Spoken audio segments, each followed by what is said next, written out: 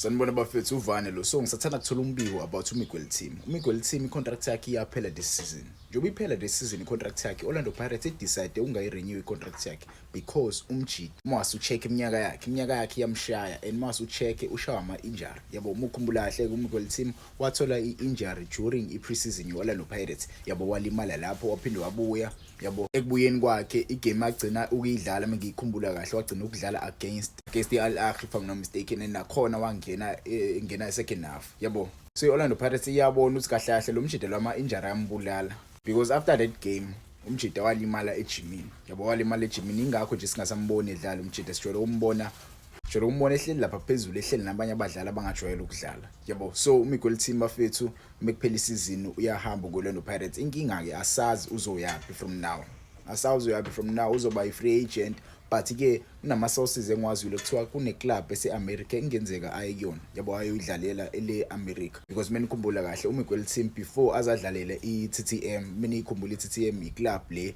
esekuyadlala wina nane-Nedbank la ku-PSL. Umjida wayedlala le phesheya. Yabo wayedlala le phesheya wasuka le phesheya wazoyijoyina le team le TTM. Yabo he was part of i-squad esayiwina i-Nedbank Cup. Mase siwa ku-TTM wajoyina iMarumo Gallants. I think Orlando Pirates lapho khona yambona khona ukuthi umjida uyalazi ngempela ibhola kweMarumo Gallants. Orlando Pirates decide umsayina. Yabo yamsayina ke wakufika kanye noJose Riviero. Yabo bafikisana nabo Philip Ndlodlo if I'm not mistaken.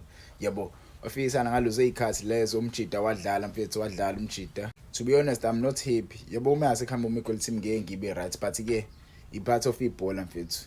Yabo i-part of ibhola uma ukhona ithimini ungayisizi ngalutho i-team iyabona ukuthi kahle kahle last ne-liability because this player we are paying this player to be part of the team and help the team progress. Yabo but umdlali asitike ezilutho ubulawa ama-injury. Yabo ama-injury ababulala abadlali abaningi afuqa amanga. Yabo right now uMakhehleni Makhawula une-injury nayo.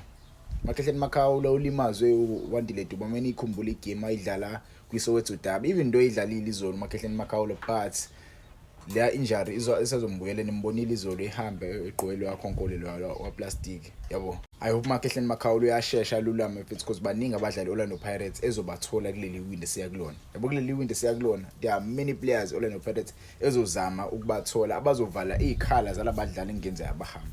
Yabo ngikhulumile ke izolo about abadlali engenzeka abahambe and uMiguel Team was part of labadlali labo bengenzeka abahambe. Revealiwe kuthiwa uMiguel Team umunye wabadlali abazohamba mekuphela isizini. Omunye umdlali ngimbalile izolo kuthiwa uzohamba ubani ulumjida lo uMayela. Yabo is part of the players abazohamba naye. So luningi ushintsho lizayo njengoba kuzokhotshwa omusha nje inguquko ezizayo ziningi. Yabo maybe one of your favorite players ungambona esehamba naye asazi Monapule Saling nje to be exact umjida ngenzeka ahambe 99%. Yabo there's a high possibility of Monapule Saling leaving Orlando Pirates but ke okwamanje asigagazi. Ngizonikhipha updated about indaba ze-Orlando Pirates about umthombo about imbiko maningi ama-team asebenzayo right now. Many teams are really trying to move. Yabo bafuna abadlali, they are trying to sign new players. Neyindaba nje ze-Orlando Pirates eyikhiphile nayo namhlanje.